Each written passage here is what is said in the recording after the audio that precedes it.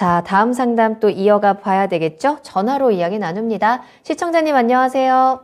네, 안녕하세요. 네, 안녕하세요. 반갑습니다. 네, 반갑습니다. 네, 자, 어떤 종목 궁금하신가요?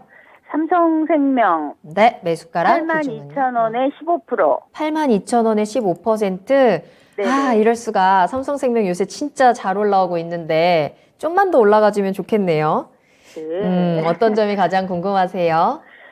매수가까지 올라올 수 있나 그게 궁금해요. 그렇죠. 제가 이거 매수한 지 굉장히 오래됐거든요. 그렇죠. 그 가격대시면 지금 네. 1년 넘게 가지고 계셨겠는데요, 네, 1년 시청자님. 반 정도. 네, 이제 드디어 이 종목이 좀 강하게 탄력을 받고 있다 보니까 매수가 네네. 회복이 가능한지 한번 꼼꼼하게 네네. 체크를 해봐야 될 것 같네요. 전문가님과 네. 이야기 나눠보세요. 네. 네, 일단은 최근에 삼성생명이 상당히 좋은 흐름을 보여주고 있습니다. 좋은 흐름을 보여주는 이유는 최근에 이제 보험 업계에서는 가장 또 중요한 게 내년에 새롭게 진행이 되는 국제 회계 기준입니다. 새로운 이제 국제 회계 기준이 도입이 되면서 이 보험 업계, 보험 기업들은 이 국제 회계 기준에 맞게 자산 요건을 좀 갖춰 놓아야 되거든요. 그런데 삼성생명이 다른 타사 기업들보다 발빠르게 이 기준을 잘 맞춰 놓으면서 삼성생명은 상대적으로 굉장히 좀 안정적인 그리고 어느 정도 재무 구조가 튼튼한 그런 기업이구나라는 인식이 지금 현재 주가에 상당히 이제 좋은 그런 흐름들을 보여주고 있는 것 같습니다.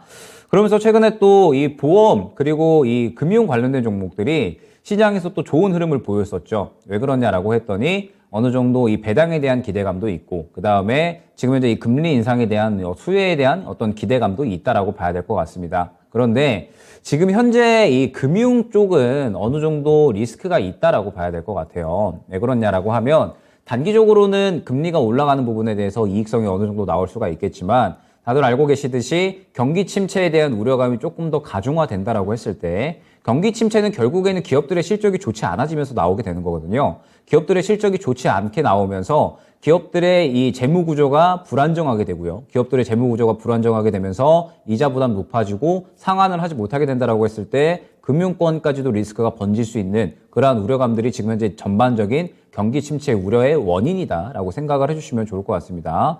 최근에 일례로 이자 부담으로 인해서 계속적으로 이 기업들은 돈을 벌고 있는데 이자 낼 돈이 없는 기업들이 속속이 나오고 있다라고 이제 합니다. 그러다 보니까 지금 이제 이러한 리스크들이 금융권 쪽에는 이제 전체적으로 좀 어느 정도 있는 상태에서 그 다음에 이 보험 쪽에서는 지금 현재 말씀드렸듯이 회계 기준 그 다음에 새롭게 또 이 진행이 되는 내년에 이 전체적인 이 기준들 중요하다라고 볼 수가 있을 것 같고 일전에 흥국생명 사태가 있었잖아요. 흥국생명이 이제 콜옵션을 행사하지 않은 원인 중에 하나도 이제 이러한 조건을 맞추기 위해서 콜옵션 같은 경우에는 행사하지 않으면 이 실적에 어느 정도 또 이 실적으로 이제 좀 자산으로 이제 판단이 되거든요. 실질적으로 보유한 자산으로 평가가 되기 때문에 이 어느 정도 회계 기준을 맞추는데 분명히 좀 도움이 되겠죠. 때문에 이제 이러한 부분들로 인해서 최근에 이 보험주들은 어느 정도 조금 구설수들이 많았고 이야기들이 많았었는데 삼성생명은 이제 어느 정도 실적에 대한 부분들이 좀 중요하게 다뤄지면서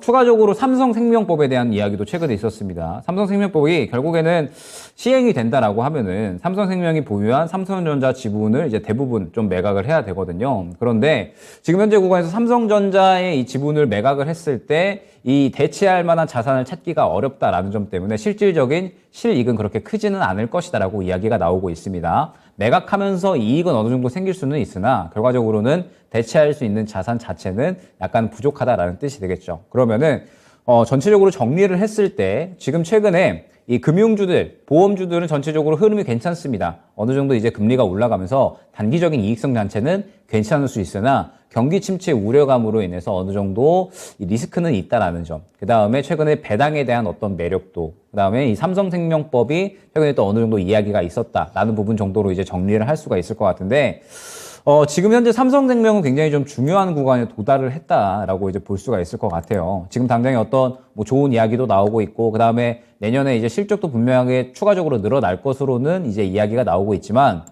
보게 되면 삼성생명은 이제 이미 어느 정도 이 최근에 시장의 금리 인상에 대한 어떤 이 이슈들이 반영이 됐다라고 보고 있거든요. 그러면서 오늘 이제 약간의 조정이 나온 모습인데 결국에는 이전에 이 주요하게 거래되었었던 매물대가 있었기 때문에 이 구간을 뚫어주지 못하고 조정이 나왔다라고 보시면 될 것 같습니다. 그러면 최근에 삼성생명이 새롭게 도입이 되는 국제회계 기준에 또 재무 구조를 잘 맞춰놨기 때문에 수혜를 받고 상승이 잘 나왔는데 여기에서 추가적으로 돌파가 나오려면 무언가 또 다른 좋은 호재가 나와줘야 된다는 뜻이 됩니다. 그런데 당장의 삼성생명이 이러한 호재가 나오기에는 어려운 환경이다라고 이제 생각을 해주셔야 될 것 같아요. 물론 내년 실적에 대해서 기대가 되고 있기는 하지만 여전히 이 금융권에 대한 리스크는 남아있다라는 점. 그 다음에 사실 배당에 대한 매력도도 삼성생명은 그렇게 좀 크지는 않은 상황인데 시장 전체적으로 봤을 때에도 예금 금리가 좀 많이 높아지게 되면서 배당 매력도도 그렇게 많이 높아져 있는 상황은 아니거든요. 그러다 보니까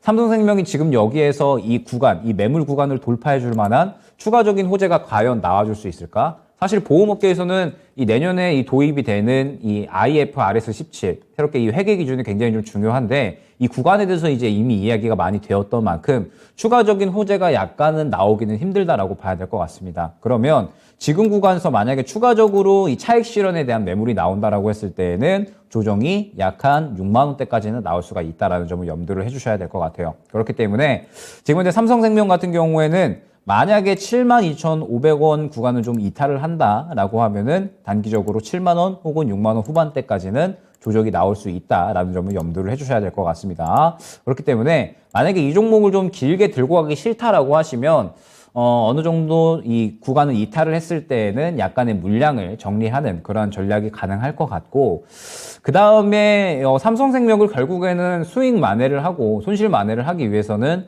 추가 매수를 좀 잘 해야 된다라고 저는 생각을 하거든요.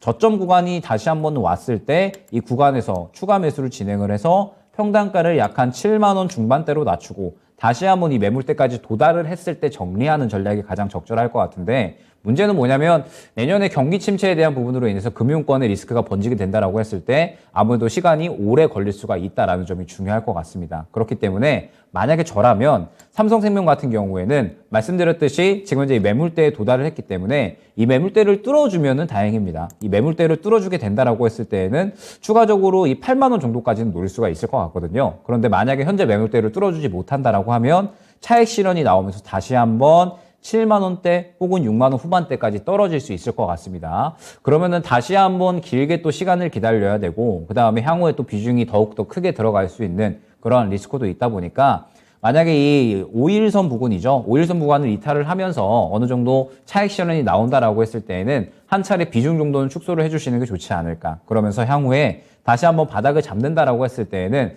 삼성생명은 어찌됐든 지금 현재 이 재무 구조에 대한 부분들 굉장히 좀 튼튼하다 이야기가 나오고 있고 그 다음에 뭐 순이익에 대한 부분들도 내년까지는 증가할 것으로 보여지고 있으니까 여기에 대해서 바닥을 잡으면은 추가 매수를 이제 덜어놨던 비중을 그때 이제 추가 매수를 진행을 해서 수익 만회를 노리는 전략이 괜찮지 않을까 싶습니다.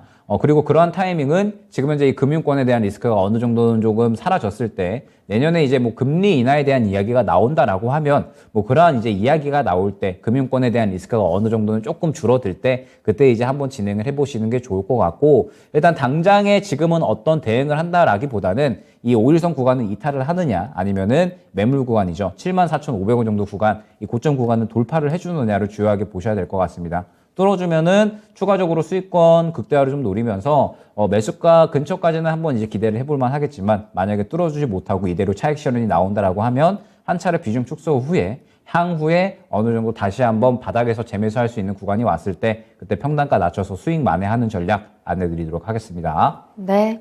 자, 시청자님 일단은 지금의 상승을 잘 활용해서 손실을 최소화시키는 게 가장 좋은 전략이 될 것 같고요. 그 이후의 흐름들 짚어보면서 조금 요 수익으로 바꿀 수 있는 기회들을 잘 잡아봐야 될 것 같습니다. 도움이 좀 되셨을까요? 네, 감사합니다. 네, 감사합니다. 추운 날씨 네. 조심하시고요.